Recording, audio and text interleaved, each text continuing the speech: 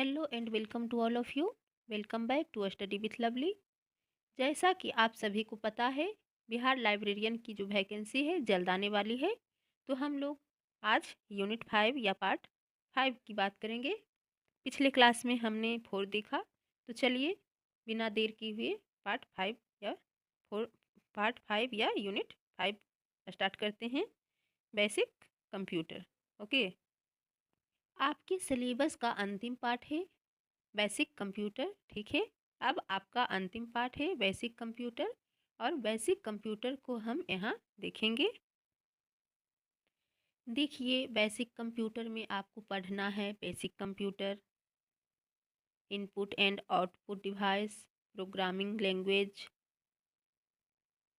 ये सारे compounds of computer system, classifications of computers, computer network and internet, ये सारे टॉपिक्स कवर करेंगे बस एक वीडियो में। देखिए क्वेश्चंस।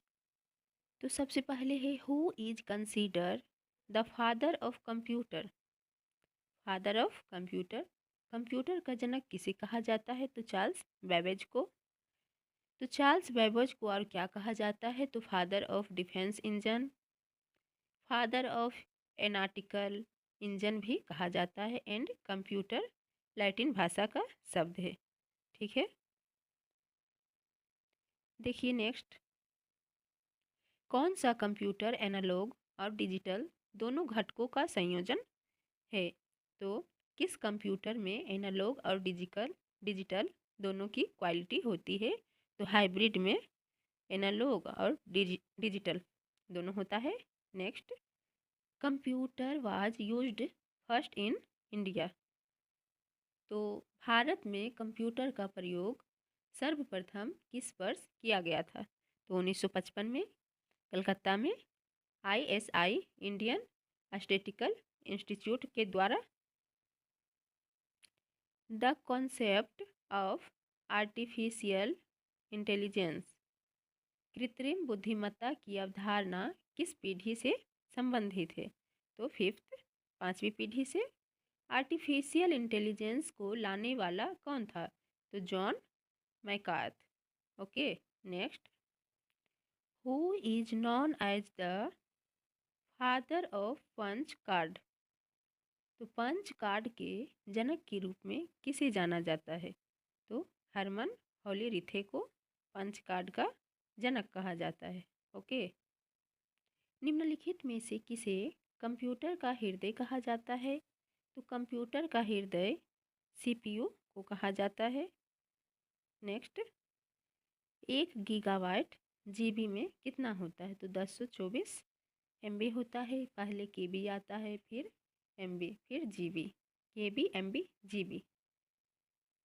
रैम का अन्य नाम क्या है? तो रैम RWM होता है, रीड राइट मेमोरी। रैम का full form random access memory.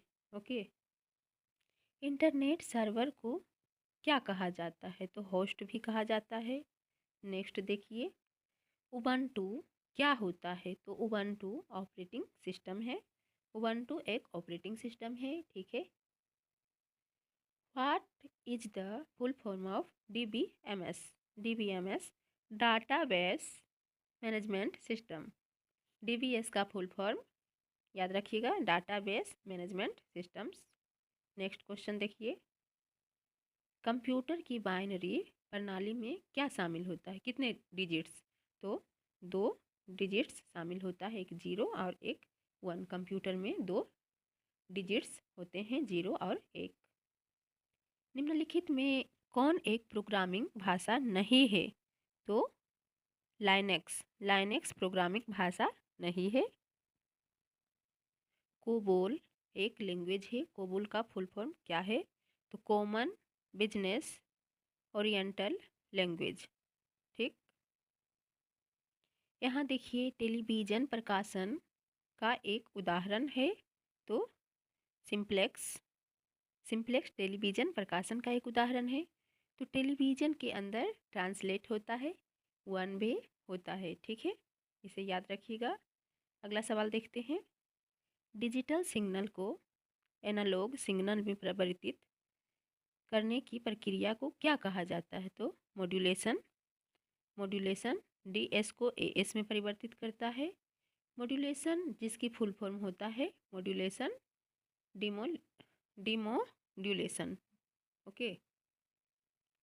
Life high, ये बहुत ही इम्पोर्टेंट है, वीवीआई। लाइफ हाई का मतलब क्या है?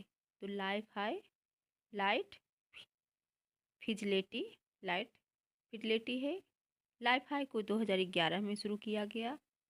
शुरू करने वाला हेराल्ड हॉज थे। ठीक है। एंड हम वाईफाई की बात करें तो वाईफाई का फुल फॉर्म वायरलेस होता है, फीडफेल्ड फिडलिटी। ओके। नेक्स्ट सवाल देखिए।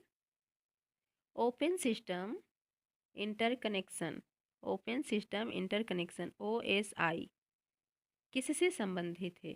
तो कम्युनिकेशन प्रोटोकॉल से संबंधित है। OSI में कितने लेयर होते हैं? तो 7 लेयर्स OSI में होते हैं। नेक्स्ट, वह टोपोलॉजी जिसमें नेटवर्क तारों के सिरे टर्मिनेटर से जुड़े होते हैं। तो बस। नेक्स्ट, CPU का फुल फॉर्म क्या है? CPU तो सेंट्रल प्रोसेस यूनिट। ये आपका 5वां यूनिट आज समाप्त होता है। इसमें मैंने आपको विलिस लेवल की सिलेबस कंप्लीट कराई है। उम्मीद है बहुत बढ़िया से समझ में आ गया होगा, किसी प्रकार की दिक्कत नहीं हुई होगी। तो आप पीछे भी चेकआउट करना ना भूलिए। 1 से लेकर 4 तक चारों यूनिट हमने पढ़ाया है और आज 5वां यूनिट था। All the best friends. ऐसे ही आपकी स्टडी विथ लवली में पढ़ाई चलती रहेगी बेहतरीन तरीके से। ठीक है। All the best. कैसा लगा ज़रूर बताइएगा। Thank you.